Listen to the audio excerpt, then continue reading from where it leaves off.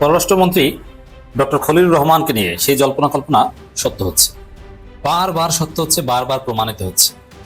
দর্শক, জনমনে জল্পনা কল্পনা এবং প্রত্যেক মানুষ বিশ্বাস করে, সন্দেহ করে, মিনিমাম সন্দেহ করে আর ম্যাক্সিমাম বিশ্বাস করে। বিএনপির লোকজনও এটা সন্দেহ করে এবং বিশ্বাস করে। বিএনপির নেতারা, বিএনপির স্থায়ী কমিটির অনেকে অবাক যে ডক্টর খলিলুর রহমানকে তিনি কিভাবে পররাষ্ট্রমন্ত্রী হলেন। এই পদ তো তার পাওয়ার কথা না, তাহলে এই পদে তিনি কিভাবে বসলেন? বাংলাদেশকে এত ফেলনা ভাবার কোনো সুযোগ নেই। আমরা বিশেষ করে এই কথা যদি দিল্লিকে উদ্দেশ্য করে বলি, বা শুধু দিল্লি কেন, পাকিস্তানকে উদ্দেশ্য করে যদি বলি, আমেরিকাকে উদ্দেশ্য করে যদি বলি, চীনকে উদ্দেশ্য করে যদি বলি, সৌদি আরবকে উদ্দেশ্য করে যদি বলি, তাহলে প্রত্যেকের দিকেই এটা সমান প্রযোজ্য। বাংলাদেশকে এত ফেলনা ভাবার কোনো সুযোগ নেই। এটি $1 ট্রিলিয়ন একটি দেশ। এখানে সমস্ত দিক দিয়ে, তার অর্থনৈতিক, তার বাণিজ্যিক, তার ভৌগোলিক সীমারেখার কারণে এটি এত গুরুত্বপূর্ণ যে বিশ্বের বাঘা বাঘা দেশ যেগুলো, সেগুলোর নজর এখন বাংলাদেশের দিকে। অর্থাৎ তারা বাংলাদেশ ছাড়া তাদের অনেক কিছুই কল্পনাও করতে পারে না, চিন্তাও করতে পারে না। হে কলিকাতাবাসী, তোমরা যদি স্বাধীনতার ডাক দাও, আমরা তোমাদের পাশে আছি।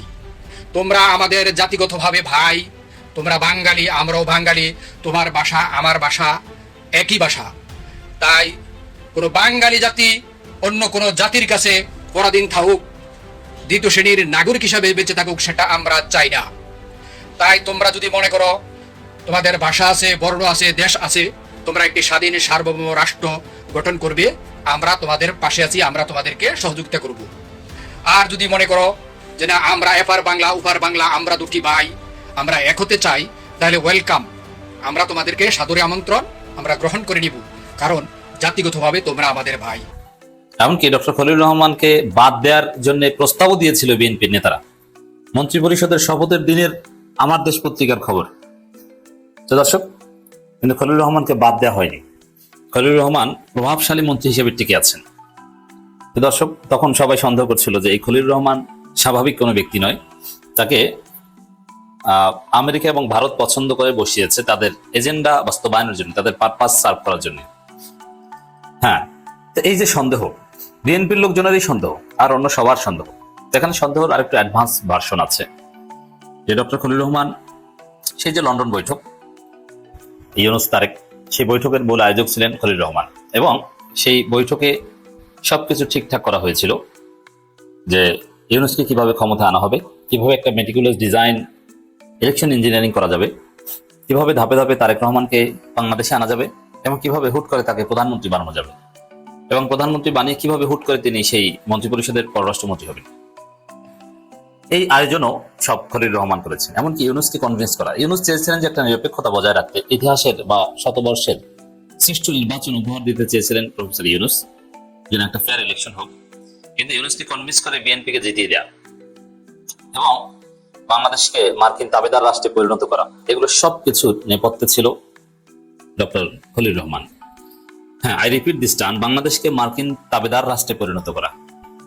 এই কাজটা ডক্টর খলিলুর রহমান করেছেন। কিভাবে? ওই যে নির্বাচনের 3 দিন আগে চুক্তি, হ্যাঁ, চুক্তিটা স্বাক্ষরিত হয়েছে নির্বাচনের 3 দিন আগে, কিন্তু এই চুক্তি নিয়ে নানান আলাপ আলোচনা ডক্টর খলিলুর রহমান গোপনে করেছেন, প্রকাশ্যে কোনো তৎপরতা আমরা দেখিনি। এমনকি বিএনপির সাথে ওই চুক্তির কানেকশন ঘটানো, তারেক রহমানকে সবকিছু এক্সপ্লেইন করা এবং তারেক রহমানের কনসেন্ট আদায় করেই নির্বাচনের 3 দিন আগে চুক্তি করতে পারা, কতটা অস্বাভাবিক, কতটা অড। নির্বাচনের 3 দিন আগে যে সরকার নিশ্চিত চলে যাবে, একটা অনির্বাচিত ইন্টারিম গভর্নমেন্ট যাদের কাজ হচ্ছে নির্বাচন দেয়া, নির্বাচন করে ক্ষমতা আসা নয়, সেই সরকার নির্বাচনের 3 দিন আগে চুক্তি করে, আর সেই চুক্তিতে সাইন করে আমেরিকা, বরং চুক্তি করতে মার্কিন যুক্তরাষ্ট্র বাধ্য করেছে। কতটা অস্বাভাবিক এই যে অস্বাভাবিক ঘটনা। এবং ওই চুক্তি ছিল বাংলাদেশকে মার্কিন তাবেদার বানানোর চুক্তি। এই চুক্তির সবকিছুর কলকাঠি নেড়েছেন ডক্টর খলিলুর রহমান। যদিও তিনি তখন পররাষ্ট্র উপদেষ্টা ছিলেন না, তিনি ছিলেন নিরাপত্তা উপদেষ্টা। কিন্তু ইউনুস সরকারের লোকজন নানান টক শোতে এখন স্পষ্ট করছে যে ওই চুক্তির সবকিছুর কলকাঠি নেড়েছেন doctor Khalilur Rahman. But he was then security adviser, not foreign adviser. পররাষ্ট্র উপদেষ্টা যিনি ছিলেন তৌহিদ হোসেন, তিনিও কিন্তু ভারতের লোক ছিলেন কিংবা বিএনপি অ্যাফিলিয়েটেড ছিলেন, কিন্তু তিনিও কিন্তু উধাও। তো দর্শক, আপনি চিন্তা করেন যে অন্য মন্ত্রী, নিরাপত্তা উপদেষ্টা, তিনি কিভাবে পররাষ্ট্র মন্ত্রী হয়ে পররাষ্ট্রমন্ত্রীর রোল প্লে করে, পররাষ্ট্র উপদেষ্টা রোল প্লে করে, বাংলাদেশকে মার্কিন তাবেদার রাষ্ট্র বানিয়ে দিয়েছে। এর মানে বিএনপি তাকে চুজ করেছে, বিএনপি তাকে দায়িত্ব দিয়েছে যে আমাদের হয়ে আপনি কাজটা করেন, কারণ আমরা ক্ষমতা আসলে তো আপনিই পররাষ্ট্রমন্ত্রী, অতএব কোনো ঝামেলা হবে না, ভেজাল হবে না। এই জন্য দেখেছেন যে সেই চুক্তি নিয়ে কোনো কথা নেই, বিএনপির কোন নতুন ব্যাখ্যা, কোনো আপত্তি কিচ্ছু নেই, কারণ একই লোক সবকিছু করেছে। যে লোক ইউনূসের আমলে চুক্তির কলকাঠি নেড়েছে, এখন সেই লোকই ডিল করছে। কত সুন্দর। তাহলে এই ডক্টর খলিলুর রহমানকে নিয়ে সমস্ত জল্পনা কল্পনা সত্য হয়েছে, এমনকি তার আচার আচরণে সমস্ত রহস্য বারবার বারবার ফাঁস হয়ে যাচ্ছে। এখন তারেক রহমান আক্ষেপ করছেন, কেন আক্ষেপ করছেন এই বিষয়টা আসে। যে প্রথম কথা, ইলেকশন ইঞ্জিনিয়ারিং, মেটিকুলাস ডিজাইন, বাংলাদেশকে মার্কিন তাবেদার রাষ্ট্রে পরিণত করা, সবকিছু ফাঁস হয়ে গেছে। এটা তারেক রহমানের জন্য বিব্রতকর একটা পরিস্থিতি। মরার উপর খাড়ার গা। ইরান যুদ্ধ পরবর্তী বা ইরান নিয়ে যে সংকট, এই সংকটকালীন মুহূর্তে যেটা দরকার, আমাদের রাশিয়া এবং চীনের হেল্প দরকার, কিন্তু রাশিয়া থেকে কম দামে তেল গ্যাস কেনার অনুমতিও আমরা পাই না, কিনতে পারি না। আবার উল্টা IMF, বিশ্বব্যাংক আমাদেরকে লোনও দেয় না, কারণ যুক্তরাষ্ট্রের সাথে বাংলাদেশ সরকার যে চুক্তিতে আবদ্ধ হয়েছে, এই চুক্তির ফলে যুক্তরাষ্ট্রের পেছনে পেছনে আমাদেরকে ঘুরতে হবে, কিছু করার নেই। তাদের কাছ থেকে বোয়িং কিনতে হবে, আরো বিভিন্ন মিলিটারি ওয়েপন কিনতে হবে, আরো অনেক কিছু কিনতে হবে, আরো নানান। মূল বিষয় হচ্ছে যে অনেক কিছু তো কিনতে হবে, ওটা একটা বাণিজ্য চুক্তি বলা হয়, যদি ওখানে স্ট্র্যাটেজি শব্দটা বারবার আছে, একটা কৌশলগত চুক্তি। কিন্তু আর যাই করি না কেন, আমরা চীন এবং রাশিয়া ঘনিষ্ঠ হওয়া যাবে না, এটা কন্টেইন করেছে যুক্তরাষ্ট্র। এটা কি বলে? তাবেদারি। আমরা মার্কিন তাবেদার বাংলাদেশ। তো সবকিছু ফাঁস হয়ে গেছে। এটা তারেক রহমানের জন্য চরম বিব্রতকর পরিস্থিতি। বিশেষ করে ইরানে যখন যুক্তরাষ্ট্র ইসরায়েল হামলা করেছে, যখন আয়াতুল্লাহ খামেনিকে হত্যা করেছে, এরপরে এই খলিলুর রহমানের যে নগ্ন রূপ, এটা ফাঁস হয়ে গেছে। কি বিবৃতি দিয়েছে ইসরায়েল আমেরিকার পক্ষে। আপনি চিন্তা করেন যে বাংলাদেশ সরকার ইসরায়েলের পক্ষে বিবৃতি দিবে, এটা হাসিনা আমলে কেউ কল্পনা করতে পারতো? কিন্তু না, দিয়েছে, এই খলিলুর রহমান দিয়েছে। সমস্ত রহস্য ফাঁস হয়ে গেছে যে তিনি কোন কোন গোডাউনের মাল। এই খলিলুর রহমানের শালীর জামাই ইহুদি, বিএনপি তথ্য আমাদেরকে দিয়েছে, এবং তার সাথে ইহুদি লবির ঘনিষ্ঠ অ্যাফিলিয়েশন আছে। এখন সমস্ত কিছু সামনে এসেছে, রহস্য ফাঁস হয়ে গেছে, কিন্তু তারেক রহমান আক্ষেপ করছেন এটা, যে এই খলিল এত দৌড়দৌড়ি করলেন, পার্লামেন্টে ভুলেও আসেন না, তিনি শুধু বিদেশে পড়ে থাকেন, কি যেন হতে চান ওইটা নিয়ে দৌড়ঝাঁপ করেন, শুধু বিদেশের মাটিতে পড়ে থাকেন, বাংলাদেশে তো আমরা তাকে দেখিই না। খলিলুর রহমান কোথায়? বিএনপি সরকার মেয়াদ যদি 65 দিন হয় বা 70 দিন হয়, এই 70-71 দিনে 10 দিনও বাংলাদেশে ছিলেন বলে মনে হয় না। এটা কি বাংলাদেশের মন্ত্রী পার্লামেন্টে কোনো একটা বিষয় ব্রিফ করবে, তার কোনো খবরই থাকে না। তার হয়ে প্রশ্নোত্তর দেয় শামা ওবায়েদ বা অন্য কেউ, যদিও বাংলাদেশে থাকার জন্য আলাদা লোক ঠিক করেছে, হুমায়ুন সাহেব আর শামা ওবায়েদ, আর তিনি বিদেশে ঘুরে বেড়াবেন। বিদেশে ঘুরে বেড়াচ্ছেন, তারেক রহমানের জন্য বিদেশ সফরের কোনো বন্দোবস্ত করতে পারেনি। তারেক রহমান তো মার্কিন যুক্তরাষ্ট্রে যাওয়ার ক্ষেত্রে নিষেধাজ্ঞা আছে, সেই নিষেধাজ্ঞা উইথড্র করতে পারেনি, কিছুই পারেনি। এই জন্য তারেক রহমান আক্ষেপ করছেন যে এই লোককে দিয়ে তো কিছু হচ্ছে না। বাংলাদেশকে এত ফেলনা ভাবার কোনো সুযোগ নেই। আমরা বিশেষ করে এই কথা যদি দিল্লিকে উদ্দেশ্য করে বলি, বা শুধু দিল্লি কেন, পাকিস্তানকে উদ্দেশ্য করে যদি বলি, আমেরিকাকে উদ্দেশ্য করে যদি বলি, চীনকে উদ্দেশ্য করে যদি বলি, সৌদি আরবকে উদ্দেশ্য করে যদি বলি, তাহলে প্রত্যেকের দিকেই এটা সমান প্রযোজ্য। বাংলাদেশকে এত ফেলনা ভাবার কোনো সুযোগ নেই। এটি $1 ট্রিলিয়ন একটি দেশ। এখানে সমস্ত দিক দিয়ে, তার অর্থনৈতিক, তার বাণিজ্যিক, তার ভৌগোলিক সীমারেখার কারণে এটি এত গুরুত্বপূর্ণ যে বিশ্বের বাঘা বাঘা দেশ যেগুলো, সেগুলোর নজর এখন বাংলাদেশের দিকে। অর্থাৎ তারা বাংলাদেশ ছাড়া তাদের অনেক কিছুই কল্পনাও করতে পারে না, চিন্তাও করতে পারে না। এই বিষয়টা নিয়ে অল্প দুই একটা কথা আপনাদের সাথে আজ একটু শেয়ার করব, ভালো লাগবে আপনাদের। কারণ আমরা তো সবসময় মনে করি বাংলাদেশে মনে হয় কিছুই নাই, সবই শূন্য শূন্য। এত নিরাশ হওয়ার দরকার নেই। আর এর ভিতরেই আরো একটা চমৎকার খবর, যেটা এই যে এতগুলো কথা যে বললাম, আমাদের প্রধানমন্ত্রী জনাব তারেক রহমান, তিনি ভিতরে ভিতরে গোপনে গোপনে এমন কিছু কাজ করছেন, নীরবে, খুব নীরবে। এটি কিন্তু বাইরে থেকে বোঝা যাচ্ছে না। নীরবে নিভৃতে তিনি এমন কিছু কাজ করছেন যে কাজগুলোর কারণে দিল্লির চোখের ঘুম ছুটে গেছে। রাত্রে নরেন্দ্র মোদী ঘুমাতে পারে না, দিল্লি ঘুমাতে পারে না, তার কপালের উপরে ছোট ছোট ঘামের বিন্দু জমেছে। বিষয়টা আপনাদেরকে একটু পরিষ্কার করে বলি। অর্থাৎ শেখ হাসিনা পালিয়ে যাবার পরে প্রফেসর ডক্টর মোহাম্মদ ইউনূস বাংলাদেশের রাষ্ট্র ক্ষমতায় অধিষ্ঠিত হলেন। হওয়ার পরে তো আপনারা দেখেছেন দিল্লি কিভাবে বাংলাদেশকে নিয়ে ষড়যন্ত্রে মেতে উঠেছিল। তারা চিন্ময় কৃষ্ণ দাসকে দিয়ে একটা খেলা খেলিয়েছে, তারা অন্য একজনের বাড়িকে লিটন দাসের বাড়ি বানিয়ে অপপ্রচার চালিয়েছে, প্রায় 249টি ভুয়া মিথ্যা তথ্য তারা ছড়িয়েছে বাংলাদেশকে ফাঁদে ফেলার জন্য, বিপদে ফেলার জন্য। যখন কোনো কিছুতেই পেরে উঠলো না, তখন তারা কি করলো, এই বাংলাদেশের একেবারে নিকটবর্তী 3টা জায়গায় তাদের বেসমেন্ট তৈরি করলো। কোথায় কোথায়? দক্ষিণ দিনাজপুরে, ত্রিপুরায় এবং আসামে। আপনারা এই গল্প অনেকেই শুনেছেন, কিন্তু এর ভিতরে একটা অন্তর্নিহিত কারণ আছে। অনেক জায়গায় সেখানে বেসমেন্ট মানে বুঝছেন তো, একেবারে ক্যান্টনমেন্ট যেটাকে বলে, ওখানে তারা ওই যে রাফায়েল, যেটা ফ্রান্স থেকে কেনা, এই রাফায়েল পর্যন্ত মোতায়েন করেছে। আরো বিভিন্ন ভারী অস্ত্র শস্ত্র এখানে তারা মোতায়েন করেছে। এটা ইউনূস সরকার বুঝতে পেরে পাল্টা প্রতিরোধ হিসেবে কি করেছিল জানেন? এই লালমনিরহাট বিমানবন্দরে আমি সেখানে গিয়েছি, বিশাল এরিয়া লালমনিরহাট বিমানবন্দর, এত বড় এলাকা, এখানে যে না গেলে বুঝতে পারবেন না এবং কল্পনাই করা যায় না যে এখানে কি কি হতে পারে। প্রফেসর ডক্টর মোহাম্মদ ইউনূস এই লালমনিরহাট বিমানবন্দর খুব দ্রুততার সাথে চালু করে দিলেন, এবং শুধু চালুই নয়, চীনকে আমন্ত্রণ জানালেন এখানে ড্রোন বানানোর জন্য, মানে ওইখানে বসে ড্রোন তৈরি হবে, বুঝতে পারছেন? ঠাকুরগাঁওয়ে সেখানে আরেকটি বিমানবন্দর চালু করলেন। এইটা কি? এর কারণ কি? এর পিছনের অন্যতম কারণ হচ্ছে ওই যে ইন্ডিয়া 3 জায়গায় যেটা বানালো, এইটাকে টেক্কা দেয়া, মোকাবেলা করা। এই খবর পাওয়ার সাথে সাথে ভারতের কপালে প্রচন্ড ভাঁজ পড়ে গেল, আরো বেশি পাগল পাড়া হয়ে গেল। পরে কি করলো আপনারা সবাই জানেন এবং শুনেছেন, তারেক রহমানের সাথে চুক্তি করলো। তারেক রহমানের কাছ থেকে একটা অঙ্গীকারনামা নিয়ে তাকে বাংলাদেশে ঢুকালো, যেহেতু শেখ হাসিনাকে দিয়ে আর সম্ভব হচ্ছে না, তখন তারেক রহমানকে দিয়ে তারা এই কাজটি করালো। তারেক রহমান দেশে আসলেন, নির্বাচন হলো, তিনি প্রধানমন্ত্রী হলেন। এরপরেই কিন্তু উপর উপর যাই হোক, আমরা তারেক রহমানের প্রতি এখনো বিশ্বাস স্থাপন করতে পারি। আমি কিন্তু এই যে কথাটা বলছি, আমি প্রমাণ দিয়ে দিচ্ছি, ভুল বুঝবেন না আবার। তারেক রহমানের প্রতি আস্থার যে জায়গাটা, এটা এখনো কিন্তু শেষ হয়ে যায় নাই। এবং আমি যে কথাটি, যে তথ্যটি দিচ্ছি, এইটা শুনলে আপনাদের আস্থা বাড়বে। হচ্ছে তারেক রহমান ওই চুক্তিগুলো কিন্তু বাতিল করেন নাই।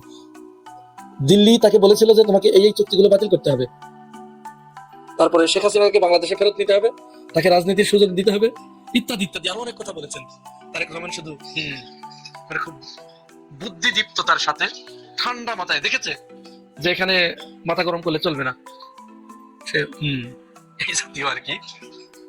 পরে তিনি ডিজিএফআই এর ওই যে কালপিট, যেগুলো ভারত যাদেরকে দিয়ে গণহত্যা চালিয়েছিল শেখ হাসিনার মাধ্যমে, ওদেরকে গ্রেপ্তার করলেন। আন্তর্জাতিক অপরাধ ট্রাইব্যুনাল এটি একেবারে অ্যাবলিশ করে দেওয়ার কথা ছিল, তারেক রহমান করে দেন নাই। তারপর থেকেই ভারতের মুখে আমরা বারবার শুনে আসছি যে তারেক রহমান ভারতের সাথে বিশ্বাসঘাতকতা করেছে, যে চুক্তি হয়েছিল তিনি সেই চুক্তি বাস্তবায়ন করছেন না।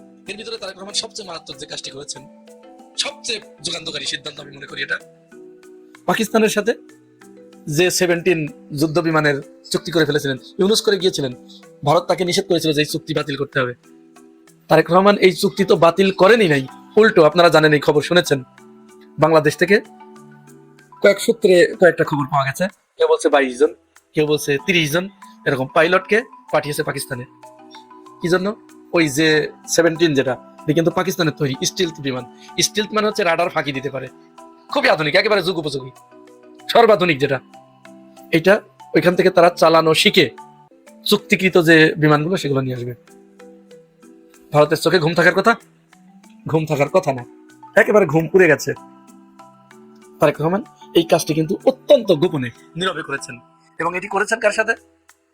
পাকিস্তানের যিনি প্রধানমন্ত্রী শাহবাজ শরীফ, তার সাথে কিন্তু না, সরাসরি এটা করছেন আসিফ মুনিরের সাথে। আসিফ মুনির হচ্ছে, বলা হয়ে থাকে আসিফ মুনির এই মুহূর্তে পাকিস্তান রাষ্ট্র চালাচ্ছেন, তাকে প্যারালাল প্রধানমন্ত্রী বলা যায়। শাহবাজ শরীফ মূলত একটা শো, আমেরিকার সাথে চীনের সাথে সমান তালে কিন্তু খেলছে এই আসিফ মুনির, যেহেতু সরাসরি আমেরিকার সাথে আসিফ মুনিরের সম্পর্ক। আর পাকিস্তান এমন একটা জোনে অবস্থান করছে, তাকে আমেরিকারও বিপক্ষে যাওয়ার উপায় নেই, চীনেরও বিপক্ষে যাওয়ার উপায় নেই। আমেরিকাকেও সারলে বিপদ, চীনকে সারলেও বিপদ, অর্থাৎ দুইজনকেই তাকে ধরে রাখতে হবে। এই খেলাটা খেলছে আসিফ মুনির। এখন তারেক রহমান হয়েছে তাদের গলার কাঁটা। হায় হায়, এটি চেয়েছিলাম কি আর এটি হলো কি? যার কারণে আপনারা শুনেছেন বেশ কয়েকদিন একটা কল্পনা কিন্তু বাতাসে ভেসে বেড়াচ্ছিল যে ইন্ডিয়া যে কোনো মুহূর্তে তারেক রহমানকে শেষ করে দেবে, শেষ করে দিয়ে সেখানে তার প্যারালাল, অনেকেই ধারণা করেছেন, আপনারাও জানেন, যে তাকে তার মাধ্যমে সম্পূর্ণ ভারতের আজ্ঞাবহ এরকম একটি সরকার এখানে বসিয়ে দেবে নতুন করে। কিন্তু এইটা পাকিস্তান টের পেয়ে গিয়েছিল এবং পাকিস্তান তারেক রহমানকে সতর্ক করেছে এই ব্যাপারে, আপনি সাবধান হন, আপনার উপরে কিন্তু এই ধরনের বিপদ। এই বিষয়ে আমি এর আগেও আপনাদের সাথে কথা বলেছি।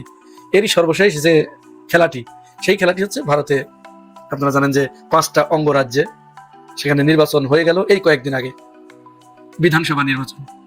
এই বিধানসভা নির্বাচনে ভারতের লোকসভা নির্বাচনে যে মুসলিম কার্ড, মুসলমানদেরকে মাইনাস করার যে একটা ফর্মুলা, এবং ভারতের সংসদে যে একটি মিথ চালু আছে যে মুসলিমদের ভোট না হলে সেখানে অন্য কেউ ক্ষমতায় যেতে পারবে না, এইটা ভাঙার চেষ্টা করছে সর্বশেষ ভারত তথা বিজেপি। তারা এই 5টা নির্বাচনে বিজেপির পক্ষ থেকে একজন মুসলমানকেও নমিনেশন দেয়নি। নির্বাচন হয়ে গেল, নির্বাচন হওয়ার পরে পশ্চিমবঙ্গের ত্রিপুরার যে শুভেন্দু অধিকারী, এটা একটা বদ্ধ উম্মাদ এবং সবচাইতে বড় সাম্প্রদায়িক। এটা এত উম্মাদ এবং এত বড় পাগল এবং এত সাম্প্রদায়িক যে সে নির্বাচনের পরে তিনি বললেন মুসলমানরা আমাকে ভোট দেয়নি। তুমি তো কোনো মুসলমানকে টিকিট দাও নাই, নমিনেশন দাও নাই, তুমি তো মুসলমানদেরকে নিধন করার জন্য, তাদেরকে সমূলে উৎপাদন করার জন্য সর্বপ্রকার কাজ তুমি করেছো। এমনকি তোমার মুখ দিয়ে আমরা এ বক্তব্য শুনেছি যে আমরা ক্ষমতায় গেলে শাহজাহানের নাম থাকবে না, সিরাজের নাম থাকবে না, আওরঙ্গজেবের নাম থাকবে না, বাবরের নাম থাকবে না, অর্থাৎ কোন মুঘল মুসলমানের নাম আমরা এখান থেকে মুছবো এইভাবে। তার সর্বশেষ রূপ কি হয়েছে? কোন মুসলমানকে সেখানে এই বিজেপি, এই শুভেন্দু অধিকারীর এই সাম্প্রদায়িক দেশটি, সবচেয়ে মারাত্মক হিন্দুত্ববাদী সাম্প্রদায়িক দল, নমিনেশন দেয়নি এক জায়গায় না। সেখানে মোট 723টি আসন 5টা অঙ্গরাজ্যে।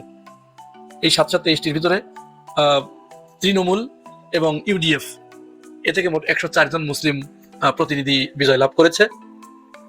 তো এই যে মুসলমানদেরকে সেখানে অপাংক্তেয় করে দেয়া, তাদেরকে দ্বিতীয় শ্রেণীর নাগরিক হিসেবে প্রতিষ্ঠা করার একটা চক্রান্ত নিয়েছিল এই বিজেপি, যার কারণে তারা শুরুতে একটা শয়তানি তারা করেছে।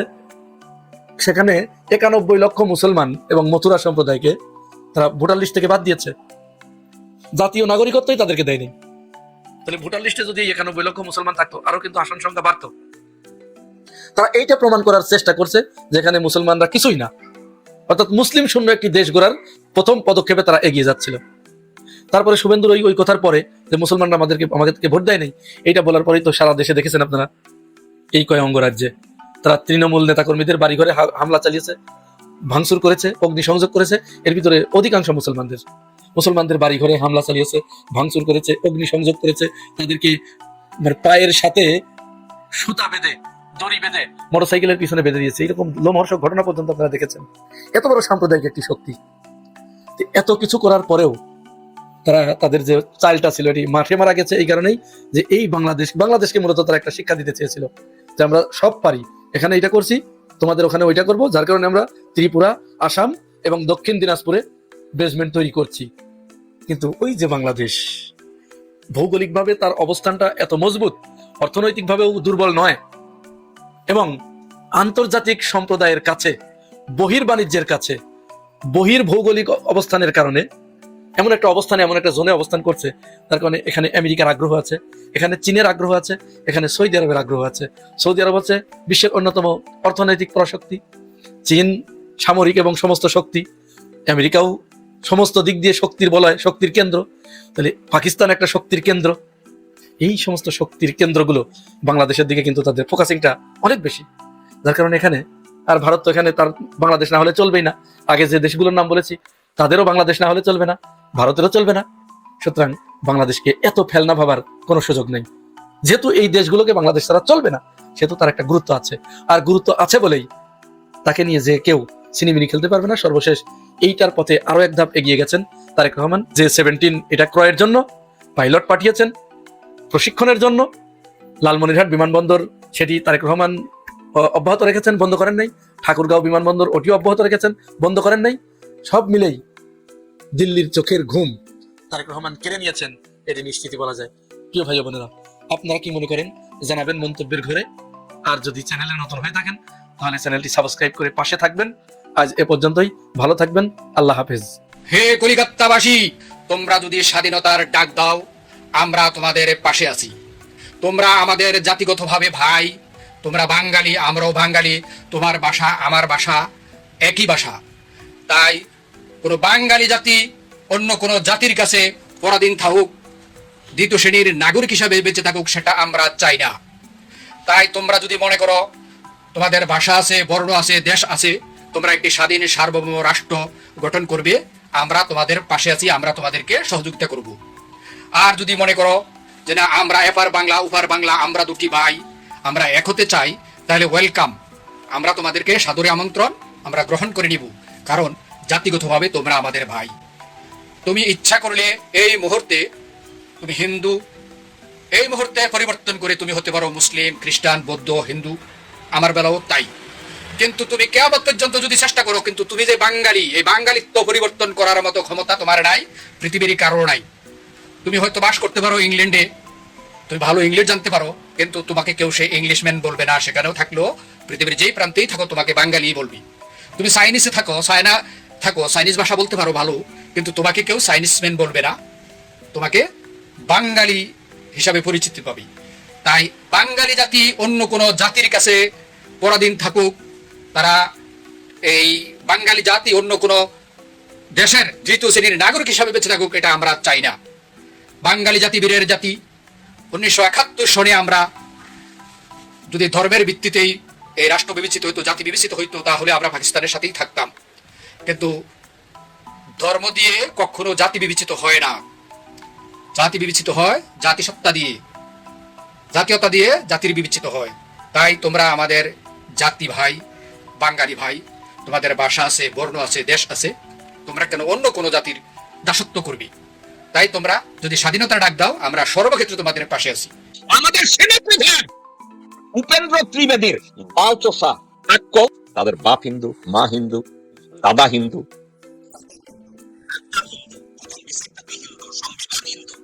ভোট দেয় হিন্দু, জঙ্গিবাদ হিন্দু, হ্যাঁ পরে হিন্দু খাত্রে মে হ্যায়। আর আমাদের অবস্থানটা কি বুঝলেন? আমাদের স্বরাষ্ট্রমন্ত্রী হিন্দুদের মুদ খাওয়া জাদু, আমাদের আইনমন্ত্রী ভারতের মুদ খাওয়া কদু, আমাদের পরিকল্পনা মন্ত্রী অমিত শাহের নুনুচোষা বান্দর, আমাদের সেনাপ্রধান উপেন্দ্র ত্রিবেদীর বালচোষা আক্কল, আমাদের জ্বালানি মন্ত্রী ভারতের কষা ঘু খাওয়া এক হারামখোর। আমরা বাংলাদেশ কি খাতরা মে হ্যায়? আপনারা যদি একটু বিবেচনা করেন, আজকের পশ্চিমবঙ্গে আপনারা যা দেখছেন, মুসলিম নিধন, ঘরবাড়ি জ্বালায়া দেওয়া, মুসলিম মেয়েদেরকে ধর্ষণ করা, আজ বাবার সামনে থেকে মেয়েকে নিয়ে বাবার সামনে ধর্ষণ করা, চাকর বাকর শ্রেণীর লোকজনরা ব্যবসা প্রতিষ্ঠানে, মুসলিম ব্যবসা প্রতিষ্ঠানে ঢুকে লুট করা, খুন করা, ইটস বিকাম এ কালচার।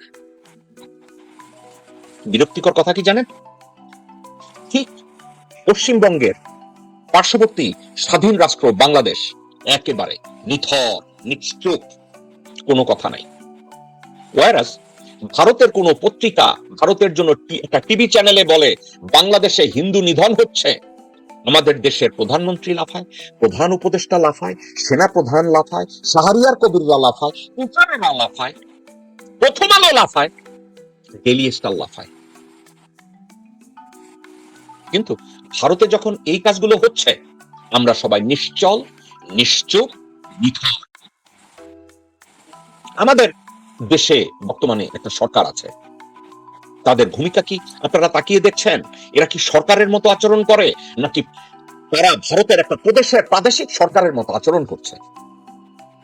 আমাদের দেশের সেনাপ্রধান, তার কথাবার্তা, আচার আচরণ দেখে মনে হয় বোধহয় ভারতের কোন আনসার ভিডিপির ডিজি। আমরা আমাদেরকে স্বাধীন রাষ্ট্র দাবি করি, আমরা আমাদেরকে সচেতন দাবি করি, আমরা আমাদেরকে দেশপ্রেমিক দাবি করি, আমরা আমাদেরকে সূর্য সন্তান দাবি করি, কিন্তু কেউ একটা বারের জন্য সত্যি কথাটা বলার মতো সৎসাহস, উদারতা এবং দেশপ্রেম নিয়ে সামনে এসে বলে না এনাফ ইজ এনাফ।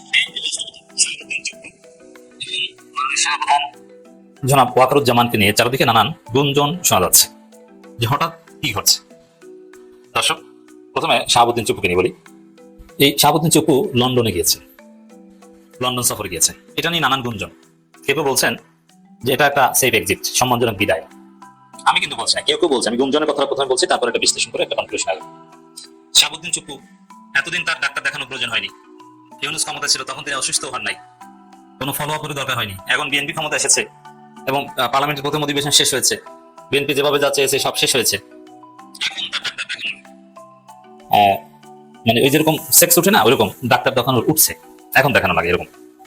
তার হঠাৎ করেই লন্ডন চলে গেলেন এবং যেভাবে আইনমন্ত্রী থেকে শুরু করে ব্রিটিশ হাইকমিশনার সবাই তাকে বিদায় জানালেন, যেটা দেখে অনেক বিশ্লেষক বলছেন যে এটা রাষ্ট্রপতি শাহাবুদ্দিন চুপ্পুর সেফ এক্সিট।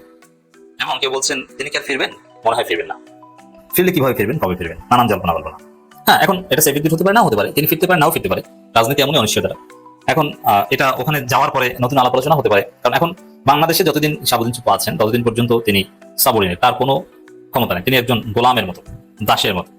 বিএনপি যদি বলে যে চুপ্পু আপনি পার্লামেন্টের যে ডায়াসে দাঁড়িয়ে বক্তব্য দেন, ওইখানে আপনি থুতু ফেলবেন, তারপরে ওই থুতু জিয়াউর রহমানের নাম বলে আপনি গিলে খাবেন, শাহাবুদ্দিন চুপ্পু এটা করতে বাধ্য হবে। তিনি এতটাই দালাল, এতটাই গোলাম, তার কোনো স্বাধীনতা নেই। Very simple. এই শাহাবুদ্দিন চুপ্পু যে একজন মুজিববাদী, মুজিব সেনা এবং মুজিববাদের ট্রেনিং প্রাপ্ত একজন লোক, মুজিব বাহিনীর সদস্য, ভারতে স্পেশাল ট্রেনিং নিয়েছেন ইন্দিরা গান্ধীর তত্ত্বাবধানে। সেই শাহাবুদ্দিন চুপ্পু জিয়াউর রহমানকে বলে স্বাধীনতার মহান ঘোষক, যেটা সংবিধানের পরিপন্থী। এমনিতে স্বাভাবিক, আমি তো মনে করি শাহাবুদ্দিন চুপ্পু রাষ্ট্রপতি না হয়ে যদি বাংলাদেশের একজন সাধারণ নাগরিক হতেন, তাহলে তাকে মেরে ফেললেও তিনি জিয়াউর রহমানকে স্বাধীনতার ঘোষক বলতেন না, কারণ তিনি একজন মুক্তিযোদ্ধা এবং মুজিব বাহিনীর সদস্য। সেই হিসাবে তিনি বলতেন যে আমাকে মেরে ফেলো, সমস্যা নেই, কিন্তু আমি জিয়াউর রহমানকে স্বাধীনতার ঘোষক বলবো না। কিন্তু রাষ্ট্রপতি পদে থাকার কারণে আইনি বাধ্যবাধকতার বিষয় আছে যে রাষ্ট্রপতি যেহেতু ক্ষমতা নাই, তার মাধ্যমে যা বলবে সেটাই বলতে হবে। তিনি বলেছেন এক পর্যায়ে তার মাধ্যমে বলানো হয়েছে, মানে এই রাষ্ট্রপতির কোনো ব্যক্তিত্ব নাই, তার কোনো স্বাধীনতা নেই। ইউনূসের আমলে ইউনূস যা বলিয়েছে সেটাই তো বলেছে, ইউনূস যেখানে স্বাক্ষর করতে বলেছে সেটাই স্বাক্ষর করেছে। এই জন্য ইউনূস যদি বলতো যে আমি স্যাপ ফালাইলাম, বোঝেন তো বরিশালের কথা, ওইটা তুই খা, ওইটা সে খেত, এমনকি এর মাধ্যমে প্রস্তাব খাওয়ানো সম্ভব ছিল, ওইটা করতো। এই হচ্ছে ব্যক্তিত্বহীন শাহাবুদ্দিন চুপ্পু। এই শাহাবুদ্দিন চুপ্পুর যেহেতু কোনো স্বাধীনতা নাই, তিনি তার মাধ্যমে থুতু খাওয়ানো কিংবা প্রস্তাব খাওয়ানো সম্ভব ছিল। কিন্তু তিনি লন্ডন যাওয়ার পরে তার সেই মুজিববাদের যে ট্রেনিং, মুজিব বাহিনীর যে ট্রেনিং, সেটা জেগে উঠতে পারে। ওখানে যাওয়ার পরে তিনি তার পুরনো ব্যক্তিত্ব কিংবা তার যে স্বাভাবিক অবস্থান এটাকে ফিরে পেতে পারেন। তখন তিনি নতুন দরকার সহযোগী করতে পারেন। কারণ লন্ডন গেলে যিনি যে রাষ্ট্রপতি, তিনি এখন ইনস্ট্যান্ট অ্যাসাইলাম চাইলেই হবে যে আমি আর বাংলাদেশে ফিরবো না, তাকে কেউ জোর করে বাংলাদেশে পাঠাবে না। এমন না যে বাংলাদেশের রাষ্ট্রপতি লন্ডন গেছেন, তিনি বলছেন যে না বাংলাদেশ আমার জন্য নিরাপদ, আমি যাবো না, তাকে পুশব্যাক করা হবে না, এটা হবে না, তাকে জোর করে বিমানে উঠিয়ে দেওয়া হবে, এটা হবে না। তিনি চাইলে ওখানে অ্যাসাইলাম নিয়ে থাকতে পারেন, কোনো সমস্যা নেই। এছাড়া ওখান থেকে তার সেকেন্ড হোম আছে, তিনি তো রাষ্ট্রপতি হিসেবে অবৈধ মূলত, কারণ তার দ্বৈত নাগরিকত্ব আছে, দুবাই, মালয়েশিয়া তার সিটিজেনশিপ আছে, তিনি লন্ডন থেকে সেখানে চলে যেতে পারেন। It's very simple. কিন্তু আমার কাছে যেটা মনে হয় যে তিনি লন্ডনে গেছেন, সেখানে যে তার সেই মুজিব বাহিনীর ট্রেনিং জেগে উঠতে পারে। আওয়ামী লীগের অনেক সাথে তার নানান ফলে তো শেখ হাসিনার সাথে হয়তো কথা হয় যে আওয়ামী লীগের জন্য কিছু করতে পারে কিনা, অর্থাৎ বিএনপি সরকার যেহেতু আওয়ামী লীগের সাথে বেইমানি করেছে, আওয়ামী লীগের লোকজন বিএনপিকে ভর্তি ক্ষমতা এনেছে, এখন বিএনপির উপর আরো নির্যাতন করছে বিএনপি সরকার। বিএনপি সরকারকে বেকায়দা ফেলার জন্য চুপ্পু কি করতে পারে, এই জন্য কোনো অঘটন ঘটাতে পারে, বলা যায় না, আবার নাও হতে পারে। চুপ্পু যদি মনে করেন যে না আওয়ামী লীগের কোনো ভবিষ্যৎ নাই, তাদের জন্য কোনো কিছু করে লাভ নাই, তার চাইতে আমি যতদিন আরো কিছুদিন যদি রাষ্ট্রপতি থাকতে পারি ওইটাই ভালো, তাহলে এবং চুপ্পু লন্ডনে যে হয়তো বা একটু বেঁকে বসতে পারেন, তিনি বলতে পারেন যে ঠিক আছে আমি আওয়ামী তোমাদের কোনো ক্ষতি করবো না, আমি তোমাদের স্যাপ চাটবো, কোনো সমস্যা নাই, তবে আমাকে আরেকটু স্বাধীনতা দিতে হবে, আমাকে আরেকটু সুযোগ সুবিধা দিতে হবে, আমাকে আরেকটু মূল্যায়ন করতে হবে। সেটা হতে পারে যে এই যে চুপ্পুকে যারা ভয়ানকভাবে গালাগালি করে তাদেরকে থামানোর জন্য একটু গ্রেপ্তার করা, রাষ্ট্রপতিকে গালি দিলে একটু মামলা টামলা নেওয়া, এরকম কিছু অধিকার চাইতে পারে যে আমাকে আরেকটু সম্মান বাংলাদেশে দেওয়া হোক। দুইটি হতে পারে, তবে একটা নাটকীয়তার মুখে পড়েছি আমরা, এবং কেউ এটাকে সেফ এক্সিট হিসেবে যে না আর আসবেন না, নিরিবিলি থাকবেন, বিএনপি এদিকে নতুন রাষ্ট্রপতি নিয়োগের ব্যবস্থা করবে, এটা হতে পারে। চিকিৎসার জন্য যুক্তরাজ্য গেলেন রাষ্ট্রপতি শাহাবুদ্দিন চুপ্পু, এটাকে স্বাভাবিক স্বাস্থ্য পরীক্ষার জন্য লন্ডনে যাওয়াটাকে স্বাভাবিক মনে করার কোনো কারণ নাই। চিকিৎসার পরামর্শ অস্ত্রোপচারের ফলো আপ হিসাবে স্বাস্থ্য পরীক্ষার জন্য লন্ডন দেশে রাখা আছে না, অস্ত্রোপচারের ফলো হিসেবে লন্ডন, এটা অন্য কোথাও যেতে পারে, সিঙ্গাপুর বা ওখানে একটা ভিন্ন উদ্দেশ্য আছে, তবে ওখানে থাকবে। আর সেনাপ্রধানকে নিয়ে যে গুঞ্জন, সেটা হচ্ছে সেনাপ্রধান নাকি বিএনপি সরকারের কথা শুনছেন না। বিএনপি বলেছিল যে সেনাবাহিনী মাঠে থাকুক, যেহেতু পুলিশ আইন শৃঙ্খলা পরিস্থিতি নিয়ন্ত্রণ করতে পারছে না, পুলিশকে অপরাধীরা ভয় পায় না, এই জন্য সেনাবাহিনী ম্যাজিস্ট্রেসি পাওয়ার নিয়ে মাঠে থাকুক। কিন্তু ওয়াকার নাকি বলছেন যে না সেনাবাহিনী মাঠে থাকবে না। বিএনপি নাকি, এগুলো গুঞ্জন, এটা কোনো সঠিক তথ্য হতে পারে, নাও হতে পারে।